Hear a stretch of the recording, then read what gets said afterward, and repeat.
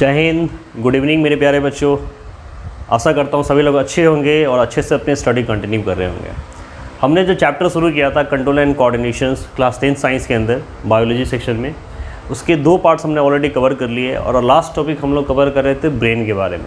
उसमें कुछ और भी चीज़ें बाकी है जिसको हम लोग कंटिन्यू करेंगे इस पार्ट में और फिर उसके आगे की चीज़ें डिस्कस करेंगे। तो चलिए बिना समय गए हुए शुरू करते हैं। देखिए बेटा, हम लोग ब्रेन में देख रहे थे तो ब्रेन का मैंने एक बेसिक स्ट्रक्चर आपको समझाया था। उसके बाद अगर हम ब्रेन की डिवाइडेशन की बात करें तो ब्रेन को हम लोग 3 सब पार्ट्स में डिवाइड कर सकते हैं। ठीक है, ब्रेन को मेनली 3 पार्ट्स में डिवाइड करते हैं। इसके 3 रीजन्स होते हैं। क्या क्या? यहाँ पे देखिए, ये ब्रेन का एक बेसिक स्ट्रक्चर है। इसके 3 रीजन्स होते हैं बेटा। ये जो फर्स्ट रीजन जो आपको कलरफुल दिख रहा है, ये जो रीजन होता है बेटा, इसको बोलते हैं फोर ब्रेन। हमारा जो आगे का हिस्सा होता है, ये जो हिस्सा बेटा, ये जो पूरा है ना, ये वाला पूरा जो पार्ट आपको येलो में दिख रहा है, ये क्या आपका फोर ब्रेन है। इसके बाद दूसरा होता है बेटा मिड ब्रेन। ये जो हिस्सा दिख रहा है आपको कलर, तीसरा जो कलर, ये हिस्सा होता है बेटा मिड ब्रेन। इसको बोलते हैं बीच का ब्रेन। ठीक है, तो आपका फर्स्ट ये बड़ा वाला हिस्सा फोर ब्रेन था, सेकेंड मिड ब्रेन, और तीसरा हिस्सा होता है बेटा हिंड ब्रेन। ये जो हिस्सा बस दिख रहा है आपको, ये एरिया, ये आपका हिंड ब्रेन होता है। यानी कि हमने अपने ब्रेन को 3 कैटेगराइज में डिवाइड किया हुआ है, फोर ब्रेन, मिड ब्रेन और हिंड ब्रेन, और ये तीनों एक साथ मिलकर एक पूरा ब्रेन हम लोग बोलते हैं। मिड यानी कि जो बिल्कुल बीचों बीच होता है यहाँ पे, इसलिए इसको मिड ब्रेन बोलते हैं। फोर ब्रेन ये आगे का हिस्सा, हिंड ब्रेन पीछे होता है हमारे। ठीक है, तो ये 3 रीजन्स होते हैं ब्रेन के। ऑब्वियसली इन तीनों रीजन्स के बेटा अपना स्पेसिफिकेशंस है। ये देखिए फोर ब्रेन, ये जो फोर ब्रेन है ना, इसको हम लोग सेरेब्रम भी कहते हैं। जूनियर क्लासेज में जो बुक्स आप लोग पढ़ोगे तो वहाँ पे फोर ब्रेन को सीधे सेरेब्रम का नाम दिया गया होगा, तो इसलिए बोलते हैं fore brain is also called as cerebrum. और ऑब्वियसली हमारे ब्रेन का ना सबसे इम्पॉर्टेंट पार्ट है ये।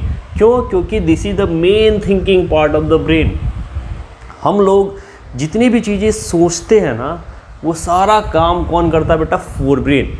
इसी का मेन इंपॉर्टेंट काम, इसलिए इसको बोलते हैं the main thinking part of the brain. इसलिए ब्रेन को डायरेक्टली जब हम लोग थिंकिंग का क्वेश्चंस करते हैं तो वहाँ डायरेक्टली सेरेब्रम आंसर दे दिया जाता है। ऑब्वियसली सेरेब्रम फोर ब्रेन का ही नाम है, उसी का हिस्सा है। ओके, ये देखिए, इसको मैंने अलग करके दिखाया। ये जो पूरा हिस्सा है बेटा, इसी को बोलते हैं सेरेब्रम या फोर ब्रेन। इस टाइप से अगर इसको माइक्रोस्कोपिक व्यू में देखेंगे तो इस टाइप का वो दिखता है। अब इसलिए देखिए, ये में ना कई सारे कलर्स में, यहाँ पे मैंने टोटल 4 कलर्स दिखाए हुए हैं, 1 2 3 4 5। ये अलग अलग कलर्स में दिखाने का रीजन्स क्या है कि इनके हमारे थिंकिंग्स पार्ट्स में ना कई सारी रीजन होती है। जैसे हम लोग कुछ चीज़ों को सोचते हैं, समझते हैं देख के, बाय विजन, कुछ सुन के हियरिंग के द्वारा, कुछ स्मेल करके, है ना। तो अलग अलग विजन्स, चूँकि हम लोग जो सोचते हैं, जो हमारे इम्पल्सिव मिल रहे हैं ना, वो अलग अलग फैक्टर से मिलता है। अब जो चीज़ें देख के उसमें कोई साउंड का रोल नहीं है, जो साउंड कर में उसमें देखने का रोल नहीं होता, कुछ चीज़ें में शब्द का रोल होता है। तो ऑब्वियसली हमारे ब्रेन के में ना ये सारी चीज़ें एक साथ तो हो नहीं पाती होंगी, तो ये अलग अलग इम्पल्सेस अलग अलग वर्क भी करती है। जैसे ये देखिए थॉट, ये वाला हिस्सा बेटा है, सोचने के काम में आता है। इसके बाद मूवमेंट, ऑब्वियसली मूवमेंट करना हो, ये काम में आता है ना। टच, किसी भी चीज़ को टच करके समझना, फील करना, हियरिंग सुन के, विजन देख के, स्पीच बोल के, तो ये सारी चीज़ें बेटा, यानी कि हम लोग इसके अंदर क्या क्या, मूवमेंट हो, टच हो, थॉट हो, स्पीच हो, हियरिंग हो, विजन्स हो, इन सभी चीज़ों को कहीं ना कहीं सेरेब्रम टैकल करता है। सेरेब्रम ही इसीलिए बोलते हैं कि cerebrum is the main thinking part of the brain. यानी कि फोर ब्रेन ये सारे एक्टिविटीज़ को परफॉर्म करता है आपके। इतनी बात क्लियर है? चलिए अब नेक्स्ट बात करते हैं बेटा मिड ब्रेन की। हमारा जो मिड ब्रेन और जो हिंड ब्रेन होता है बेटा, ये एक साथ क्या करता है? Controls involuntary actions. मैंने ऑलरेडी आपको बताया हुआ है कि इनवॉलेंट्री एक्शंस क्या होता है। इनवॉलेंट्री एक्शंस उस एक्शंस को बोलते हैं जिस पे हमारा कंट्रोल नहीं होता, जो अपने आप बाय डिफ़ॉल्ट होता है। तो एक तो जो कहीं ना कहीं ये फोर ब्रेन के साथ कोऑर्डिनेट भी करता है और साथ में इनवॉलेंट्री एक्शंस को भी परफॉर्म करता है। लाइक लेट अस सी सम एग्जांपल्स। जैसे बेटा ये जो हिंड ब्रेन है, ठीक है, हिंड ब्रेन के अंदर क्या है? हिंड ब्रेन के अंदर बेटा एक पाया जाता है सेरेबेलम। याद रखिएगा, हमने अभी वहाँ पे सेरेब्रम देखा था, यहाँ पे क्या बेटा? Cerebellum, LUM। वहाँ पे था सेरे, इसकी स्पेलिंग क्या होती थी? CAREBRUM। यहाँ पे क्या बेटा? LUM है, तो कंफ्यूज नहीं होना है। Cerebrum, cerebellum. सेरेबेलम आपका फोर ब्रेन में पाया जाता है, सेरेबेलम आपका हिंड ब्रेन में पाया जाता है। और ये जो सेरेबेलम है बेटा, और साथ में यहाँ पे पाया जाता है मेडुला ऑब्लोंगेटा, ठीक है, क्या पाया जाता है, मेडुला ऑब्लोंगेटा। एक तो सेरेबेलम, दूसरा यहाँ पे पाया जाता है सेरेबेलम में, आपको हिंड ब्रेन में, यहाँ पे क्या पाता है बेटा, मेडुला ऑब्लोंगेटा। अब ये क्या करता है, सेरेबेलम मेंटेन द बैलेंस। यहाँ पे देख रहे हैं ये एक बच्चा है जो फुटबॉल को बैलेंस करना है। हम लोग रस्सी पे, बहुत सारे आपने सर्कस में देखा होगा, एक पतली सी रस्सी पे कोई चलता रहता है, हम लोग साइकिल चलाते हैं, वहाँ बैलेंसिंग की जरूरत पड़ती है। तो अब इसलिए जो बैलेंसिंग वाला पार्ट है ना आपके बॉडी में, ये कौन मेंटेन करता है, सेरेबेलम, ठीक है। साइकिलिंग में बैलेंसिंग की जरूरत पड़ती है, और साथ में बैलेंस तो करता है, साथ में कोऑर्डिनेट्स वॉलंटरी एक्टिविटीज़। मैंने आपको बताया था, ऑब्वियसली जो साइकिलिंग करते हैं बेटा एक वॉलंटरी एक्शंस है, लेकिन उसमें भी बैलेंसिंग की जरूरत पड़ती है ना, तो इसके साथ वो कोऑर्डिनेट भी करता है। तो साथ में कोऑर्डिनेशंस, जैसे देखिए बैलेंस में साइकिलिंग है, वॉकिंग है, ईटिंग है, हर जगह बैलेंस की जरूरत पड़ती है। नहीं तो क्या होगा, मुंह के बदला नाक में चला जाएगा, कान में चला जाएगा, तो ये चीज़ें नहीं होती है ना। अब देखो लाइट बंद कर दो, रात में अब भी खाओ, तो देखना ऑटोमेटिकली आपका हाथ मुंह में ही जाएगा। क्यों? क्योंकि कहीं ना कहीं बैलेंसिंग हो जाती है, एक बैलेंस हो जाता है। तो ये काम कौन करता है बेटा, सेरेबेलम, ठीक है। तो इसका मेन काम क्या है, बैलेंसिंग और साथ में कोऑर्डिनेट करना, गॉट इट। इसके अलावा जो आपका मेडुला ऑब्लोंगेटा होता है बेटा, दैट कंट्रोल्स इनवॉलंटरी एक्टिविटी। अब इनवॉलंटरी एक्टिविटी मतलब समझ में आ रहा होगा, ब्रीथ करना, सांस लेना, ब्लड फ्लो, स्नीजिंग, सर्दी खांसी होना। तो ये इस टाइप के जो इनवॉलंटरी एक्टिविटी जिसमें हम कंट्रोल नहीं करते हैं, जो अपने आप होता है ना, हम सोच समझ के नहीं करते हैं, उसको करता है बेटा मेडुला ऑब्लोंगेटा। तो ये इसीलिए बोला गया है कि ये दोनों इनवॉलंटरी एक्शन साथ में कोऑर्डिनेशन का भी काम करते हैं, ओके। कुछ और इम्पॉर्टेंट इंटरेस्टिंग फैक्ट समझते हैं ब्रेन के बारे में, क्योंकि ब्रेन हमारा इतना इंपॉर्टेंट है कि इसके बारे में कुछ चीज़ें जाननी बड़ी ज़रूरी है। इसलिए मैंने कुछ इंटरेस्टिंग फैक्ट्स लिया आपके लिए। लाइक देखिए, left hemisphere of the brain has 186 million more neurons than the right hemisphere. अब ये देखिए दो हेमिस्फीयर है, एक लेफ्ट और ये राइट। जो लेफ्ट हेमिस्फीयर होता है ब्रेन में बेटा, उसके पास राइट हेमिस्फीयर के दौरान में 186 मिलियंस ज़्यादा न्यूरॉन्स पाए जाते हैं। सोचो 186 मिलियन ज़्यादा लेफ्ट में है, यानी कि कितना वर्क करता होगा, है ना। इसलिए लेफ्ट ब्रेन पार्ट बड़ा इंपॉर्टेंट है, तो ये फैक्ट याद रखिएगा। इसके अलावा 752,000 ml of blood flows through the brain every minute. Her minute हमारे ब्रेन के अंदर 750 से लेके 1000 ml तक 752,000 ml ऑफ ब्लड फ्लो होता है इसके अंदर। यानी कि सोचिए कितना ब्लड सर्कुलेशन हमारे ब्लड के अंदर, ब्रेन के अंदर होता होगा। इसीलिए ब्रेन को प्रोटेक्ट कितना कर, इसीलिए कभी कभी जब ब्रेन में चोट लगती है ना, डायरेक्टली ब्रेन हैमरेज क्यों हो जाता है, क्योंकि ब्लड बहुत तेज़ी से वहाँ निकलता है, क्योंकि यहाँ पे फ्लो इतना हो रहा है। हमारे बॉडी में सबसे ज़्यादा फ्लो होता है यहाँ पे ब्लड का, कितना, 1 मिनट में 750 से 1000 मिनट 1 लीटर तक का फ्लो हो जा रहा है। Nextly, brain can stay alive for 4 to 6 minute without oxygen, after that cells begin to die. अगर ब्रेन को 4 से लेके 6 मिनट तक अगर ऑक्सीजन नहीं भी मिलता है तो भी ये सर्वाइव कर सकते हैं, लेकिन बाकी सेल्स नहीं कर सकता। यानी कि इसका survival 4 to 6 minutes without oxygen भी है, ओके। नेक्स्टली अगर हम बात करें, इसको आप लोग अच्छे से पहचानते होंगे, that is the sir Albert Einstein है। आपको पता होगा अगर फैक्ट में कि जो अल्बर्ट आइंस्टाइन था बेटा, उनका जो ब्रेन, जिनको सबसे बुद्धिमान व्यक्ति हम लोग कहते हैं, उनका जो ब्रेन था मात्र 1230 ग्राम का था, जो एवरेज 1300 to 14 ग्राम से कम होता है। यानी कि एक एवरेज इंसान में, एडल्ट में का जो ब्रेन का वजन है वो 1300 से 1400 ग्राम होता है, लेकिन इनका सिर्फ 1230 ग्राम था, यानी कि एवरेज ह्यूमन से कम था। शायद इसलिए इतने सब चालाक थे, है ना, कि छोटा दिमाग था, इसलिए लगता है ज़्यादा समझदार थे बेटा। नेक्स्ट, जो लेफ्ट साइड है ब्रेन बेटा, वो आपके राइट एक्टिविटीज़ को कंट्रोल करता है, right part of the body, that's a very important, इसको याद रखिएगा। हमारा जो लेफ्ट ब्रेन होता है वो राइट साइड के एक्टिविटी को कंट्रोल करता है, और राइट ब्रेन लेफ्ट साइड के एक्टिविटी को कंट्रोल करता है, ठीक क्रॉस, ठीक है, क्रॉस में याद रखिएगा, लेफ्ट राइट को और राइट साइड का left part of the body. ये क्वेश्चंस आ सकता है, इसको याद रखने की ज़रूरत है। नेक्स्ट देखिए, हमारा जो लेफ्ट साइड ऑफ ब्रेन है वो क्या करता है बेटा, that's controls speaking and writing and logical thought. ये भी याद रखना है, क्योंकि लेफ्ट में हमने देखा था वो 186 मिलियन ज़्यादा न्यूरॉन्स थे, इसलिए ये कितना इंपॉर्टेंट काम करता है। हम कुछ बोलते हैं, कुछ लिखते हैं और लॉजिकली कुछ सोचते हैं या बात करते हैं, ये सारा काम कौन करता है? Left side. तो बचा क्या? राइट साइड के पास क्या बचा बेटा? Right side of the brain controls what? Artistic ability. ये देखिए, गिटार हो, बजाना हो, कुछ हम नई आर्ट या कुछ क्रिएटिविटी करते हैं ना, वो कंट्रोल करता है हमारा राइट साइड, आर्टिस्टिक एबिलिटीज़ को। तो लेफ्ट राइट दोनों मिल जाए तो सोचो कितना अच्छा काम करते हैं। यानी कि जो मेन वर्क है आपका बोलने का, लिखने का, लॉजिकली सोचने का, स्टडी करने का, ये सारा काम कौन करता है? आपका लेफ्ट। और राइट साइड आपके आर्टिस्टिक एक्टिविटीज़ को कंट्रोल करता है, और ये दोनों मिलके पूरे एक्टिविटीज़ को कंट्रोल कर लेते हैं। तो ये हमने देखा ब्रेन के बारे में। ओवरऑल मैंने सारी चीज़ आपको बता दी है। अब हम लोग थोड़ा सा मेमोरी के बारे में बात करते हैं कि कैसे ये वर्क कैसे करता है। तो बेटा देखो, मेमोरी 3 टाइप्स की होती है। मेमोरी की मतलब यादाश्त। अक्सर बच्चों की एक शिकायत होती है कि सर हम इसको याद करते हैं, भूल जाते हैं, सर इन चीज़ों को रटते हैं, अगले दिन गायब हो जाता है, सर ये हमारे दिमाग में थोड़ी देर ही रहता है, गायब हो जाता है। तो एक्चुअली क्या है, मेमोरी हमारी 3 टाइप्स की होती है बेटा, ठीक है। एक आपकी होती है सेंसरी मेमोरी, जो ऑब्वियसली सेंसर के बेस पे काम करती है, सेंसिटिवली काम करती है। और ये जो सेंसरी मेमोरी है हमें क्या बताता है बेटा? Tells us what is happening around us which is called as brief memory. मतलब हमारे चारों ओर क्या हो रहा है, किस चीज़ों में हो रहा है, जिसका हम लोग ब्रीफिंग करते हैं। आपके चारों ओर होने वाली घटनाओं को, क्या चल रहा है आपके लाइफ में, अभी क्या चल रहा है, करंट में क्या चल रहा है, पीछे क्या चल रहा है। तो इसकी जो ब्रीफिंग है ना, जिसको हम लोग बोलते हैं सेंसरी मेमोरी, जो सेंसिटिव मेमोरी कहते हैं, वो आपका होता है बेटा। एक मेमोरी ऐसी होती है। दूसरा क्या हो सकता है, सेकेंड टाइप का हो सकता है शॉर्ट टर्म मेमोरी। और ये शॉर्ट टर्म मेमोरी सिर्फ 30 सेकेंड्स के लिए एग्जिस्ट करता है, ओनली 30 सेकेंड्स के लिए। कुछ चीज़ें कभी कभी होता होगा, आप बोलते हो कि सर आपसे एक बात करनी है,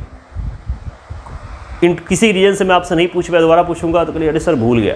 तो actually this is a short term memory, जो आपके दिमाग में कुछ सेकेंड के लिए आता है फिर गायब हो जाता है। तो एक मेमोरी होती है short term memory. And third category होती है बेटा लॉन्ग टर्म मेमोरी, जिसको बोलते हैं लंबी दूरी में, और जिसको हम लोग लर्न एंड मेमोराइज बोलते हैं। लर्न करना, मेमोराइज करना, याद करना। तो ये 3 टाइप से मेमोरीज होती है। अब ऑब्वियसली हमें जो सबसे ज़्यादा ज़रूरत है बेटा किसकी? लर्न एंड मेमोराइज की। अगर हम लोग जिस चीज़ों को जितना लर्न करके मेमोराइज कर ले तो ये हमारी मेमोरी होती है, ठीक है। और ये काम कैसे करती है? तो ये जो ऑब्वियसली काम करती है इसी के आधार पे, कंट्रोल एंड कोऑर्डिनेशन के आधार पे, जिसमें न्यूरॉन्स और ब्रेन का हमारा बहुत बड़ा इंपॉर्टेंट रोल है स्पाइनल कॉर्ड पे। अब कंट्रोल एंड कोऑर्डिनेशन को भी हम लोग 2 टाइप्स में बेटा बांट सकते हैं, जिसको हमने ऑलरेडी देखा था। ये एक था क्या था? नर्वस एंड कंट्रोल, और दूसरा क्या था? केमिकल कंट्रोल, ठीक है ना। ये मैंने ऑलरेडी आपको बताया था। जैसे नर्वस कंट्रोल में नर्व सेल्स, और देखिए यहाँ पे एक ये हमारा एक हिस्सा है नर्व्स का, दूसरा हिस्सा है। केमिकल कंट्रोल में क्या होगा? केमिकल्स रिलीज होंगे, हार्मोन्स। नर्वस सिस्टम में हमारा नर्व सेल्स काम करेगा, ठीक है। यहाँ पे थोड़ा सा मैं बड़े स्क्रीन पे दिखाता हूँ आपको, लेटेस्ट। देखिए नर्वस कंट्रोल में क्या होता है बेटा? नर्व इम्पल्सेस जनरेट होगी। और इसलिए हम लोग बात करें नर्वस कंट्रोल की, तो यहाँ पे मैंने ऑलरेडी सारी चीज़ें आपको कवर कराई हैं कि यहाँ पे नर्व इम्पल्सेस, यहाँ पे देखिएगा सिग्नल्स फॉर्म है। यहाँ से कोई सेंस किया, ये सारे सिग्नल्स ट्रांसमिट होकर कहाँ पहुँचते हैं बेटा? ब्रेन तक, है ना। यहाँ से शुरू किया और यहाँ तक पहुँच गया। ऑब्वियसली एक बार फिर से देखिए,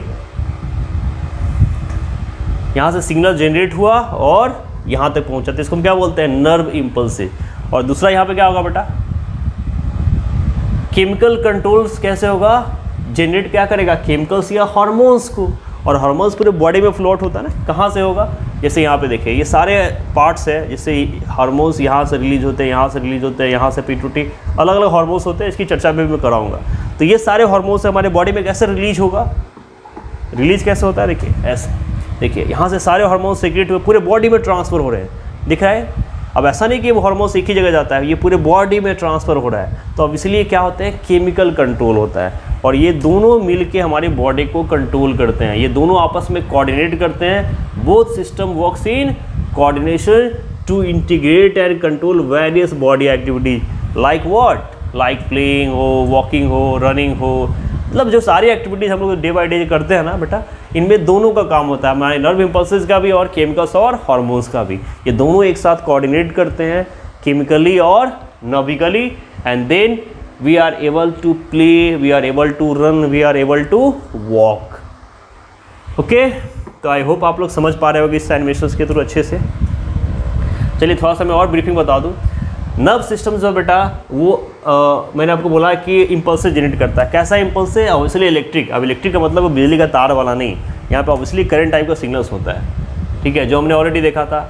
इंडोक्राइन सिस्टम जनरेट हार्मोन्स। हमारे बॉडी के अंदर जो इंडोक्राइन और एक्सोक्राइन सिस्टम्स ऑलरेडी आप लोग 9th में ईट करके आओ, तो जो हमारे इंडोक्राइन सिस्टम होते हैं बेटा वो क्या करते हैं, हार्मोन्स जनरेट करते हैं। जो इंडोक्राइंस है ना, जो मैंने आपको दिखाया था, ये सारे हार्मोन्स रिलीज किए।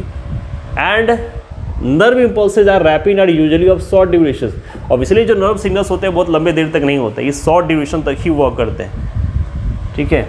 जबकि हार्मोन जो है बेटा वो much slower and long lasting, ये धीरे धीरे हमारे बॉडी में सेक्रेट होता है। सेक्रेशन धीरे धीरे होगा लेकिन लंबा लास्ट करेगा। नर्व इम्पल्सेज कोई भी चीज़ को छुए तुरंत सिग्नल पहुंचा, काम खत्म। लेकिन हार्मोन्स का जो सेक्रेशन होता है वो धीरे धीरे होगा लेकिन लंबे टाइम तक चलता है, इसलिए हमारे बॉडी में हमेशा हार्मोन सेक्रेट होता रहता है, हमेशा वर्क करता है। तो ये लॉन्ग लास्टिंग होता है, हार्मोन्स का काम तुरंत ख़त्म नहीं होता। Okay,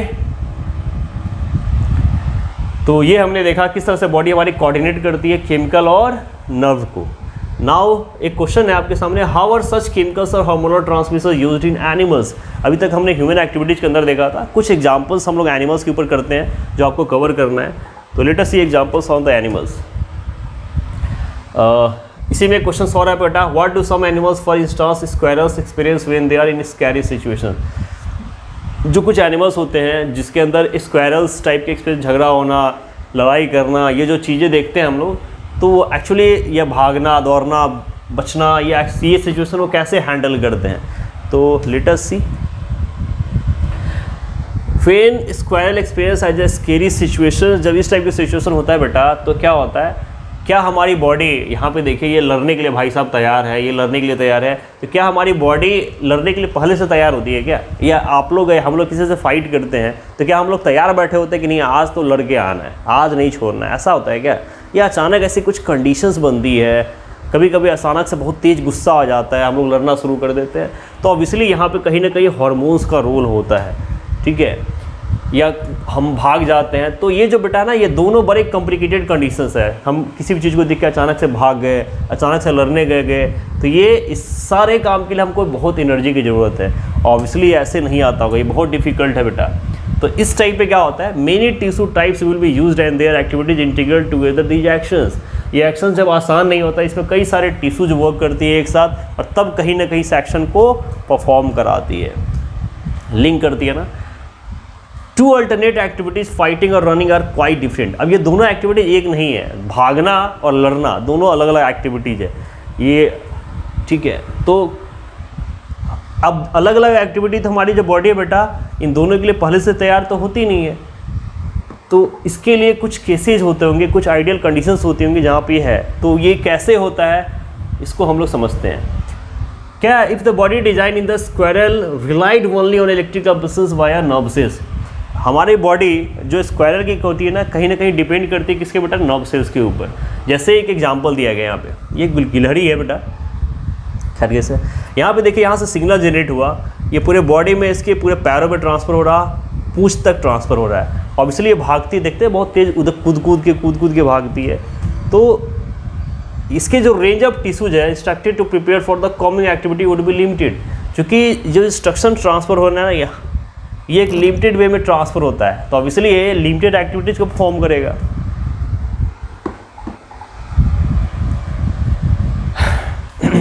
if the body design relied only on chemical impulse via gland, ये सिर्फ केमिकल एक्टिविटीज़ पर नहीं होता, ऑब्वियसली नर्व सिग्नल्स और यहाँ से जो केमिकल्स हार्मोन्स जा रहे हैं ना, इन दोनों पे ये सर्विस एक एक्टिविटी डिपेंड करती है। And this range of tissues instructed to prepare for the coming activity would be limited, इसीलिए ये एक लिमिटेड एक्टिविटी को परफॉर्म करता है या आने वाली एक्टिविटीज़ को।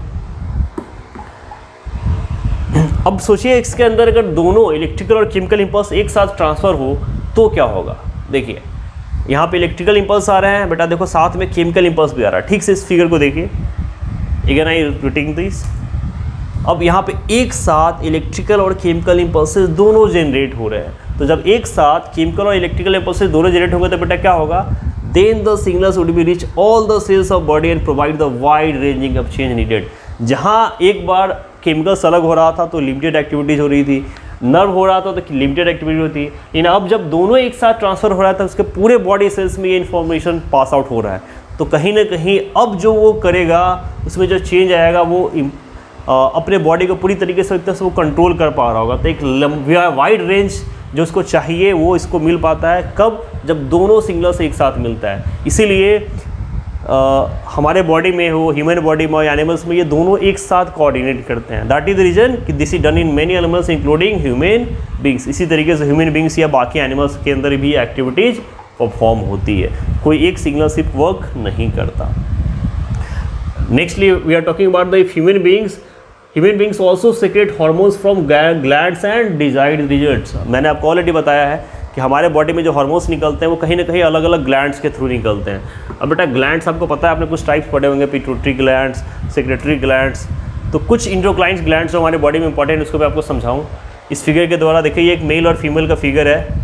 इन ऑब्वियसली हमारा ह्यूमन बॉडी मेल और फीमेल में कुछ ऑर्गन्स अलग अलग होते हैं, इसलिए इसके नाम एक ही होते हैं, बस फंक्शन समझिए एक बार। देखिए ये आपका जो स्टार्टिंग मैंने दिखाया ब्रेन के अंदर से ये क्या है बेटा, पिट्यूटरी ग्लैंड्स। ये ग्लैंड्स होगा, काफ़ी इंपॉर्टेंट है, ठीक है। सेकेंड होता है बेटा यहाँ पे देखिए गले के अंदर है ना, इसको बोलते हैं थायराइड ग्लैंड। अब इसके वर्किंग्स आपने देखा था, पिट्यूटरी ग्लैंड्स को एक मेन हार्मोन्स भी बोलते हैं। थायराइड ग्लैंड्स आपके थायरॉक्सिन्स के लिए इंप्रूवल होता है। नेक्स्टली ये जो आपको देख रहे हैं दैट्स अ पैनक्रियाज। ये आपके पिट्यूटरी ग्लैंड्स थे, थायराइड थे, आपके पैनक्रियाज है। यहाँ पे देखिए बेटा ये आपके यहाँ पे ऊपर वाला हिस्सा है दैट इज एड्रिनल ग्लैंड बोलते हैं इसको। एंड ये फीमेल केस में यहाँ पे ओवरी होता है ना, तो ये ओवरी है, और मेल केस में टेस्टिस होता है। यहाँ पे चूँकि ऑर्गन्स अलग अलग होते हैं बेटा, तो अब इसलिए हार्मोन्स भी चेंज हो जाते हैं। यहाँ पे ओवरी और यहाँ से टेस्टिस, और इन दोनों से जो हार्मोन्स रिलीज होते हैं वो कहीं ना कहीं सेक्सुअल हार्मोन्स होते हैं जो इनसे रिलीज होते हैं। तो ये हमारे बॉडी में कुछ हार्मोन्स होते हैं, pituitary, thyroid, adrenal, pancreas, ovary and testis के थ्रू। ये हमारे एंडोक्राइन ग्लैंड होते हैं, जिससे क्या रिलीज होता है बेटा, हार्मोन्स। इसको याद रखिएगा। मैंने आपको एक छोटी सी स्टोरी बताई थी स्टार्टिंग में, जहाँ से मैंने चैप्टर स्टार्ट किया था। ये एक जंगल में एक बच्चा होता है, एक लाइन को देखता है, वो अचानक से उसकी हार्ट बीट्स तेज हो जाती है, याद है, इस टाइप का फिगर था ना।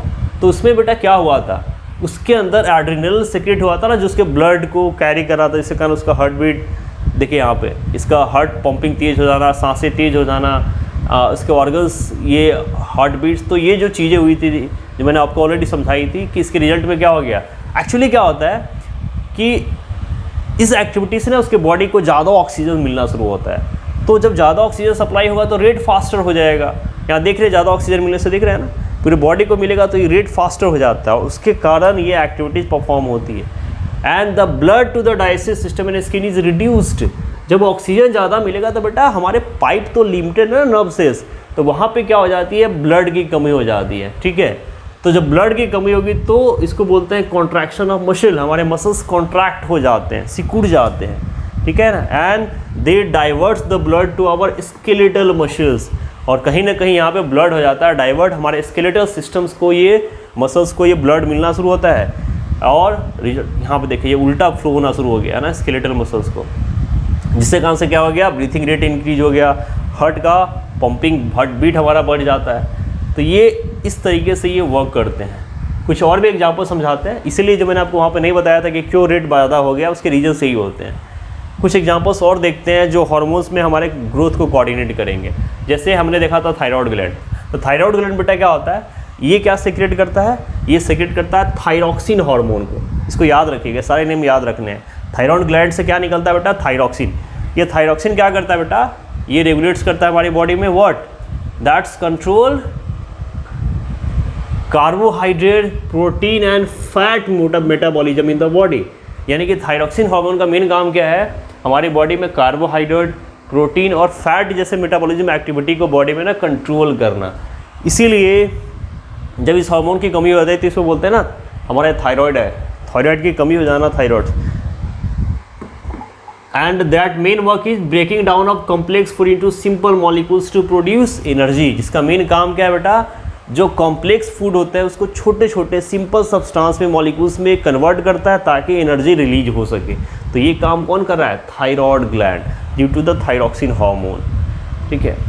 इसके थायराइड ग्लैंड की जो कमी है बेटा, आयोडीन से पूरी की जाती है। इसके लिए ना हमारे बॉडी में थायराइड ग्लैंड, थायरॉक्सिन हार्मोन अच्छे से रेगुलेट हो, इसके लिए हमें बॉडी में क्या चाहिए, आयोडीन। और ये आयोडीन क्या करता है, थायरॉक्सिन की कमी को, सेंसिटिविटी को मेंटेन करता है, सिंथेसिसाइज को, ठीक है, इसकी फॉर्मेशंस को मेंटेन करता है। अगर बेटा हमारे डाइट में आयोडीन की कमी होगी तो हमारा थायरॉक्सिन हार्मोन डिक्रीज हो जाएगा, रेगुलेट नहीं होगा, और उस केस में हमें क्या हो जाता है, ये देखिए ग्वाइटर, घेघा जिसको हम लोग बोलते हैं, ये देखते हैं ना गले में सूजन, अब तो बहुत कम हो गया क्योंकि इसके गवर्नमेंट बहुत आपने देखा होगा आयोडीन सॉल्ट जो हम लोग खाते हैं 5-10 सालों से, हर सॉल्ट में गवर्नमेंट आयोडीन का एडवर्टाइज कराती रहती है। इसका रीज़न यही है कि थायराइड ना हो, इससे ग्वाइटर की प्रॉब्लम ना हो।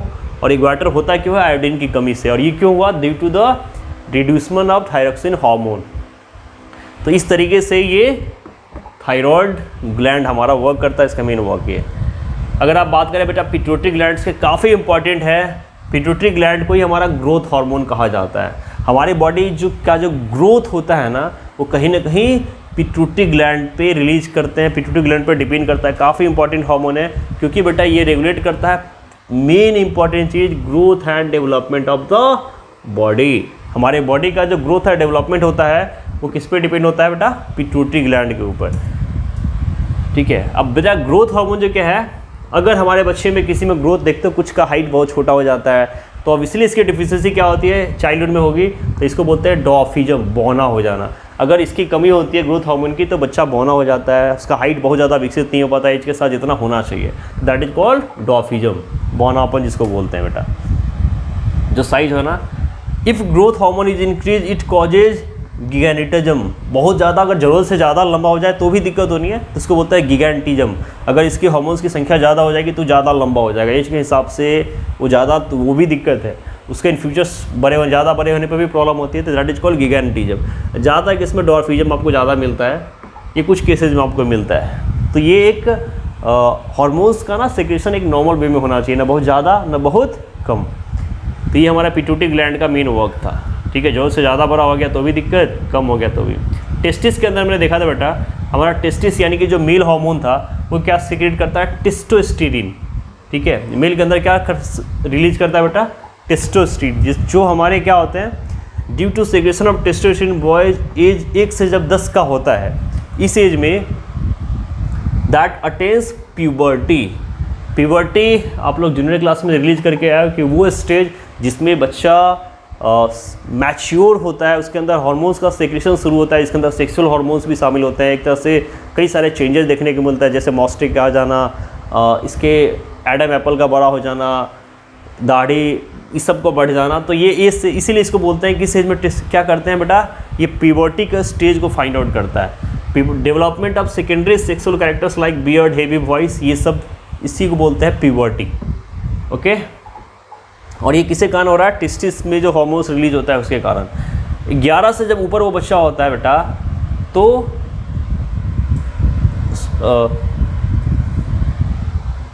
11 से 11 में ना वो प्यूबर्टी को फाइंड आउट कर लेता है और कहीं ना कहीं सेक्सुअल हार्मोन से कारण उसके अंदर सेक्सुअल कैपेसिटी जनरेट हो जाती है। तो ये किसके कारण होता है? जो टेस्टोस्टेरोन होते हैं मेल्स में, उसके केस में। अगर मैं फीमेल की हम लोग बात करें तो फीमेल केस में बेटा ओवरी होता है, ओवरी सेक्रेट्स क्या करता है? वो एस्ट्रोजीन है ना फीमेल्स में, वहाँ पर टेस्टोस्टेरोन था, यहाँ पे एस्ट्रोजीन है। फीमेल्स के अंदर जो हार्मोन सेक्रेट होता है उसको बोलते हैं एस्ट्रोजीन। और इसके कारण क्या होगा बेटा, एज 1 के जस्ट में ना गर्ल्स भी प्यूबर्टी को फाइंड आउट करती हैं, और फिर उसके बाद कहीं ना कहीं जो उनके सेकेंडरी सेक्सुअल कैरेक्टर्स है वो डेवलप होना शुरू होते हैं। लाइक अगर हम बात करें सेकेंडरी सेक्सुअल कैरेक्टर्स की, तो 11 से में वो मैच्योरिटी को फाइंड आउट कर लेती हैं और they are releasing in the age of puberty. इसको हम बोलते हैं प्यूबर्टी स्टेज को फाइंड आउट कर लेना। अब ये इंपॉर्टेंट बेटा, इतने हार्मोन्स इंपॉर्टेंट होते हैं क्योंकि वो कहीं ना कहीं हमारे बॉडी के सारे मैकेनिज्म को कंट्रोल करते हैं, तो इसीलिए सारे हार्मोन्स का एक सही वे में सेक्रेशन होना बहुत ज़रूरी होता है। ठीक है, nextly the timing and amount of hormones release are regulated by feedback mechanism. अब जो हार्मोन्स हमारे बॉडी में रिलीज होते हैं, उनका जो रिलीज होने का जो टाइमिंग है, उनके जो फंक्शंस है, वो हमारे कहीं ना कहीं डेली बाय डेली एक्टिविटीज़ पे, फिर हमारे मैकेनिज्म पे कंट्रोल होते हैं। इसीलिए हमारे बॉडी में हार्मोन सही से सेक्रेशन हो, इसीलिए कहा जाता है हमारी बॉडी का रेगुलर वर्क करना, जैसे कुछ फिजिकल एक्टिविटीज़ करते रहना, खेलना, दौड़ना, सही फूड लेना बहुत ज़रूरी होता है। आप अगर चाहते हो कि आपके बॉडी में आपका फीडबैक मैकेनिज्म बहुत अच्छा हो, आपकी बॉडी बहुत अच्छे से बिहेव करे, सारा चीज़ एक सही टाइम पे हो, तो इसके लिए ज़रूरी है अपना डाइट सही रखिए। इसके अलावा फिजिकल एक्सरसाइजेज मेंटेन करके रखिए, क्योंकि एक्सरसाइज और फूड का हमारे लाइफ में एक बहुत ही इंपॉर्टेंट रोल है, खास करके और हार्मोन्स का सिक्रेशन सही से होना है तो, क्योंकि आपके हार्मोन्स सही से सिक्रेट नहीं होंगे तो दिक्कत होगी। अब यहाँ पे फीडबैक मैकेनिज्म क्या है बेटा, देखिए if the glucose concentration increases in the blood, the increase glucose level is detected by the cells of pancreas. मैंने क्या बोला यहाँ पे कि यदि ग्लूकोज का कंसंट्रेशन, ग्लूकोज की संख्या बढ़ेगी आपके ब्लड के अंदर, तो क्या होगा, ग्लूकोज लेवल बढ़ेगा और उसको डिटेक्ट कौन करता है बेटा, पैनक्रियाज सेल्स। ठीक, अब उसको डिटेक्ट किया, यहाँ पे देखिए ग्लूकोज की संख्या बढ़ी है हमारे पैनक्रियाज के अंदर, ब्लड सेल्स के अंदर। अब ये ग्लूकोज ज़्यादा हो गया तो अब इसलिए डिटेक्ट कर रहा है ना, ये कौन करेगा, हमारा पैनक्रियाज। जो पैनक्रियाज के सेल्स होते हैं बेटा, ये इसको रिस्पॉन्ड करते हैं and by producing more insulin. ये क्या करते हैं ना, अपने अंदर इंसुलिन प्रोड्यूस करते हैं और तब जाके इसको रिस्पॉन्ड करते हैं, यानी कि यहाँ पे इंसुलिन की संख्या बढ़ेगी।